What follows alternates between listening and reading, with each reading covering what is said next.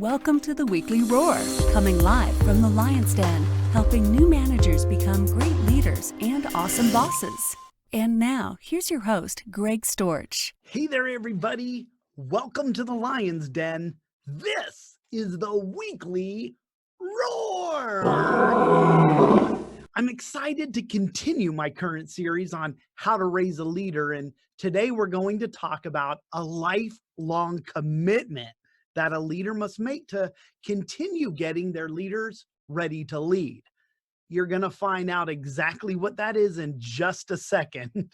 But first, I'm Greg Storch. I'm the founder of Lion Enterprise, a leadership development and coaching business where I focus on creating winning work cultures, one leader at a time. I'm a certified professional leadership coach and a certified leadership speaker and trainer.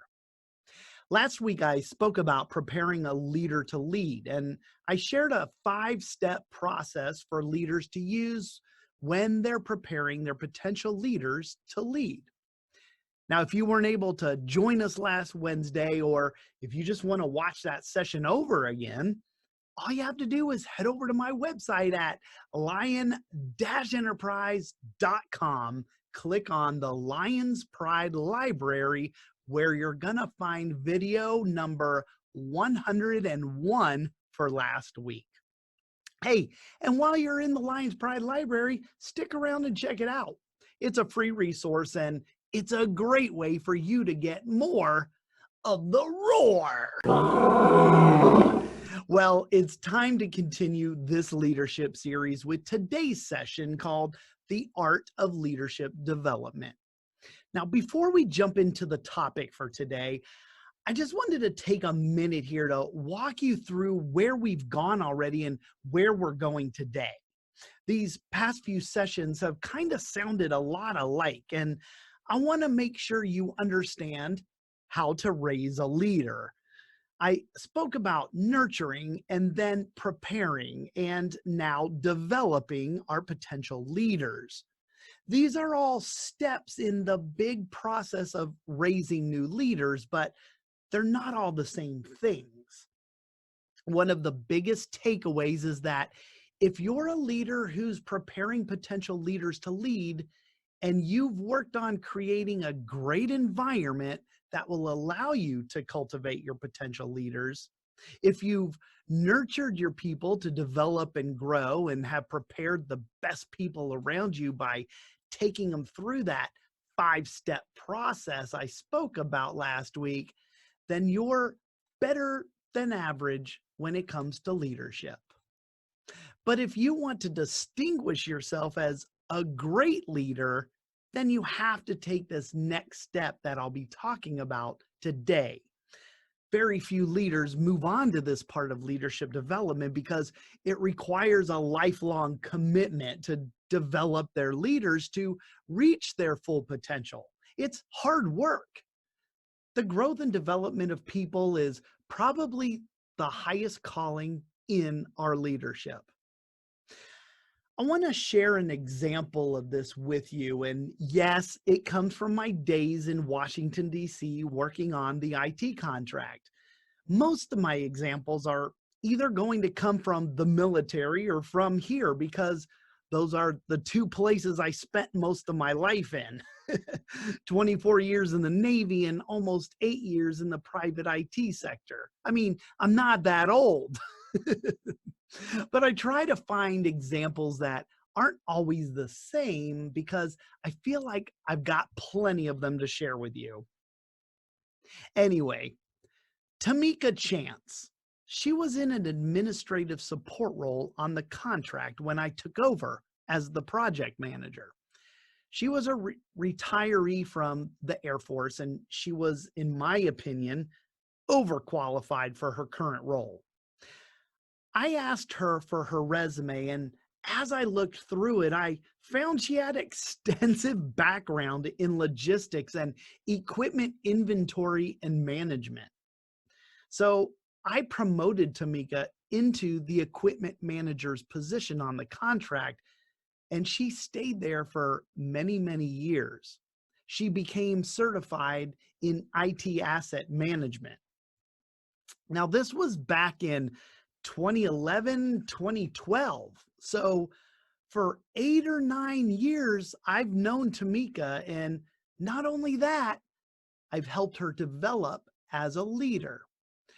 She joined a mastermind group of mine that I held on personal growth about 4 years ago. And today, she owns her own IT asset management company.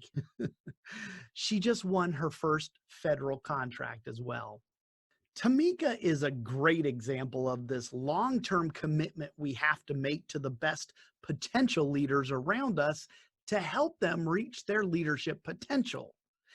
We started that journey almost a decade ago, and to this day, I still mentor her. Now, developing others, it's hard work. It can be demanding. I mean, if you're a parent, you know exactly what I'm talking about because it's the same level of effort. Parents are responsible for the development of their children, just like great leaders assume the responsibility to develop those promising potential leaders they have under them.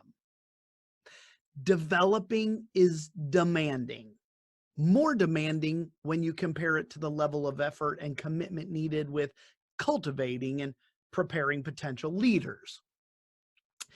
I'm going to give you some examples between these three areas that we'll find ourselves as we work through raising new leaders. See, in the beginning of raising potential leaders, when we're cultivating them, we're working with all potential leaders. We don't know who they are yet. We're trying to work out who has the potential to continue on in a leadership role. When we're preparing potential leaders to lead, we aren't working with everyone. We still work with a lot of people, but not as many as we did in the cultivation stage. This is a time management issue, and leaders have to start spending their time with those who continue to show leadership potential. But when it comes time to developing, leaders are only investing their time with a few of the potential leaders. It's time consuming, demanding, and hard work. So it just makes sense that a leader wouldn't be able to take on as many potential leaders to raise up. You could also look at this through a different lens from the perspective of the role that the leader plays to potential leaders. During the cultivation of new leaders, a good leader will serve in the capacity of a helper. Then, in the preparation of new leaders, the leader assumes a role of more of a teacher. And then in this final stage that I'm talking about today, the development of potential leaders, a good leader assumes the role of a mentor. And that's why I shared my story about Tamika. Tamika and I are in that development stage where I still serve as a mentor to her through her personal growth. Let me give you one last example of the difference between these three phases using Tamika's story once again. So in the beginning, when I first started, I was cultivating Tamika to see if she was a potential leader. I needed good leaders on my contract, so my focus at that point was on the needs of my organization. But once I promoted Tamika into her management role, we focused on her training and preparing her to lead the equipment management team. During those years, the focus was more on tasks than it was on needs. And then finally, in this development period with Tamika, where I'm serving more as a mentor to her, my focus is now on the person and no longer the tasks or the needs. This is where I help foster an environment for her that encourages her personal growth. That mastermind course that I did with her, right? Okay, so hopefully that gives you some more clarity on these past few weeks and the differences between the beginning where we're creating environments to attract leaders, cultivating those potential leaders who show promise. Then moving into the next phase where we're preparing those leaders who continue growing in their leadership potential to take on more responsibility. Here is where we're looking for a commitment from those potential leaders, and we maintain a focus on training them and developing their skills. It's at that point that we've done a good job raising leaders. And at that stage, a good leader, has done a great job raising leaders who positively impact their organization. But we can't move from being a good leader to being a great one until we've identified those outstanding potential leaders who deserve our commitment to more of our time and attention as we move into this current phase of development. So in the development stage of raising leaders, you'll see a shift in focus to what the potential leaders need and a shift in focus on their growth. It's here where we work with them to bring out their best qualities, develop their character, and help them not only discover their potential, but to reach it. Last week I was speaking about preparing potential leaders, and that was more of a step-by-step process. I maybe should have called it the science of preparing potential leaders.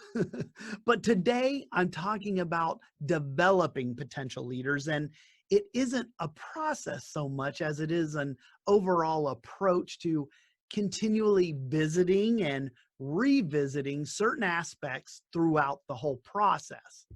That's why I've called this one the art of developing a leader, because it is more of an art than a science. So what I'm going to do today is walk through the 6 actions that good leaders will take to develop their potential leaders into the best leaders that they can be.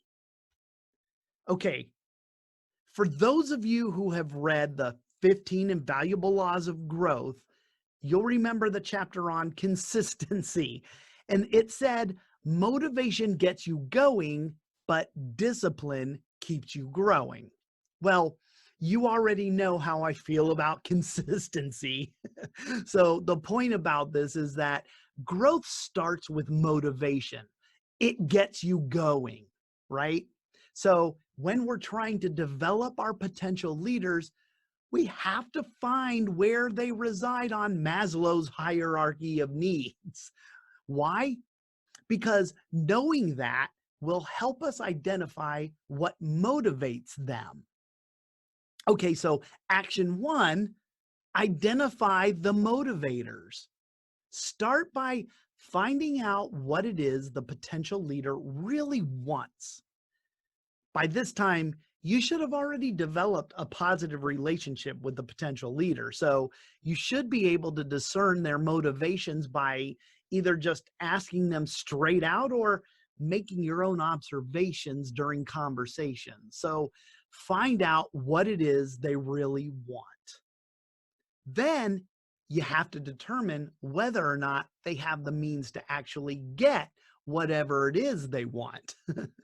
There's nothing more demotivating than wanting something but not really being able to get it.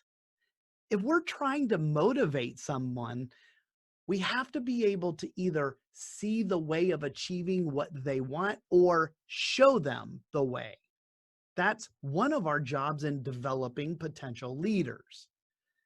And then the third part of this motivating thing is that the juice has to be worth the squeeze. In other words, if the reward of reaching a goal or achieving that thing they want doesn't outweigh the effort to get it, then there won't be much reason to be motivated to go after it in the first place. That's why these 3 things are important to address.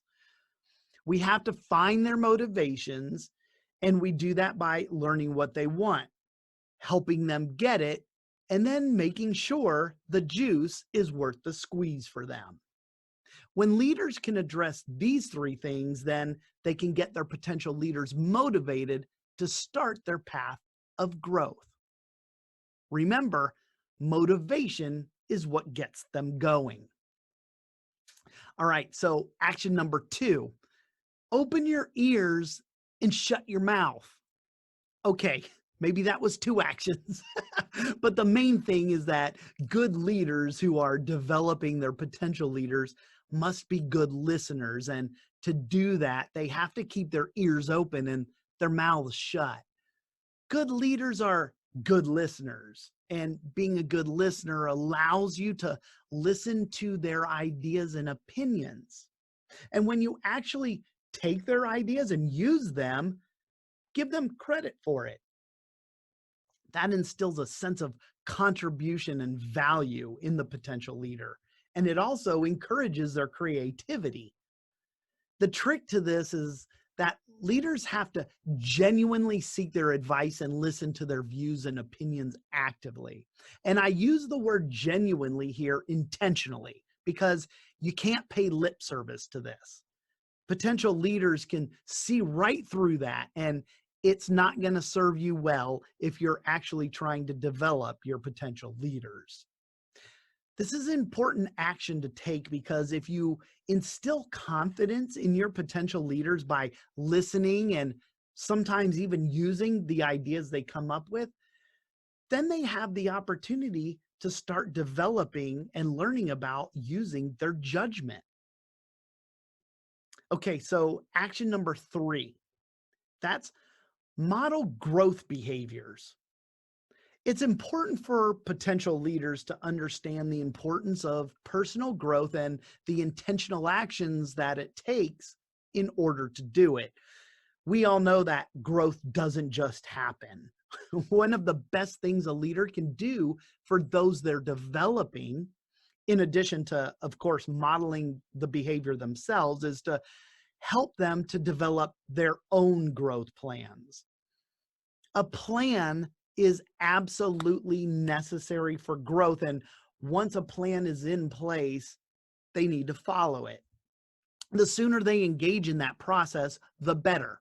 And it's never too late to get started. You know, they say that timing is everything. And when it comes to growth plans, it's not so much the timing, it's the time in. There's a million reasons why now might not be the right time to start on a plan, but the truth is that there is no better time than right now. So get those growth plans in place straight away so your potential leaders can get underway along their growth journey. In our capacity as the developer of leaders, we have to keep them growing. We have to model it, encourage it, and reward it. Potential leaders are like trees in that sense, that they should expect to grow their entire lives once the seed of leadership has been planted. All right, so action number 4, switch it up. Leaders need to keep things new, fresh, and challenging for their potential leaders so they avoid them becoming complacent. You know, it's easy for us to just stay where we're comfortable. Change is hard. And if given the choice to stay in our comfort zone or try something new and challenging, you know, most people are going to choose to stay right where they are. When we're talking about developing people, switching things up is a great way to develop others. When things don't stay the same, when we switch things up, it keeps our potential leaders on their toes and it makes them stretch, learn, and grow. And you know what else? When we switch things up, it also is providing them a great breadth of experience. The broader you can make someone's operating base, the easier it will be for them to successfully address challenges and overcome difficult situations because they'll have that past experience to draw upon. You know, in the IT industry, all of the pieces of equipment have an estimated life expectancy. We use the estimated life expectancy to support replacement decisions of that equipment. You know, IT equipment's not cheap. It's important to keep the infrastructure refreshed, updated, and relevant. In that sense, potential leaders are similar in that every few years they should be refreshed and stay relevant by changing their major responsibilities. Doing that not only sparks creativity, but it allows potential leaders to develop and leaders to tackle new challenges. Don't forget that we're developing potential leaders here. So don't be fooled into leaving your proven performers where they're at because they're seeing success. It's not just about getting the job done well, but developing potential leaders. And that takes time and effort. So don't leave anyone in place for too long. Switch it up. All right. Action number 5 is focus on excellence, not perfection. There's a difference between striving for excellence and striving for perfection. Striving for excellence can really motivate and inspire potential leaders, while striving for perfection, well, that can be demoralizing because we all know that perfection doesn't exist. They'll never obtain it. Excellence is the quality of being outstanding or extremely good. So when we strive for excellence, we're always looking at where we are and how to get a little better. But when you strive for perfection, you're aiming at something that is so good that it can't get any better. And the risk is that you'll never get there. When leaders strive for excellence, it drives their people to shoot for the top, to be the best they can be. It helps to avoid doing the bare minimum or what's just acceptable. It also uncovers their character. Excellence breeds character, and character breeds excellence. So leaders should demand excellence in order to develop their potential leaders into future leaders who will also demand excellence, not only from themselves, but as well as the people that they'll someday lead. Aristotle taught us that we are what we repeatedly do. Excellence, therefore, is not an act, but a habit. Excellence is a daily, never-ending journey. That means that the majority of our focus is on the things that are working really well and on the next thing we can do, which is within our reach. That can be incredibly motivating and inspiring to potential leaders because we all have an innate need to do better, to excel, to grow, and to be better than we were the day before. Action number 6 is we need to redefine confrontation. Yes, when it comes to developing potential leaders, everything isn't always going to be sunshine and rainbows. So trust me, there will be plenty of times on this journey where you're going to need to take action and address poor behaviors. Confrontation is something I think most people naturally try to avoid. It's uncomfortable for us. I know it's uncomfortable for me. I don't love confrontation.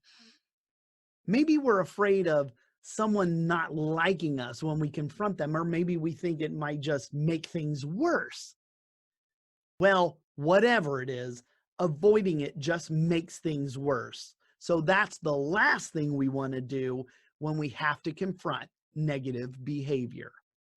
But if we were to redefine our thoughts and feelings around confrontation, we could start to use it to our advantage and turn these situations actually into a win-win for everyone involved. Now, when I hear the word confrontation, I definitely don't automatically think, oh, win-win. And that's part of the rethinking I'm talking about. When I hear the word confrontation, I used to think conflict. And that makes us think that there has to be a winner and a loser. But that isn't necessarily the case. Leaders can turn confrontation into a win-win opportunity by approaching confrontation from the mindset that it's an opportunity to help and develop their potential leaders.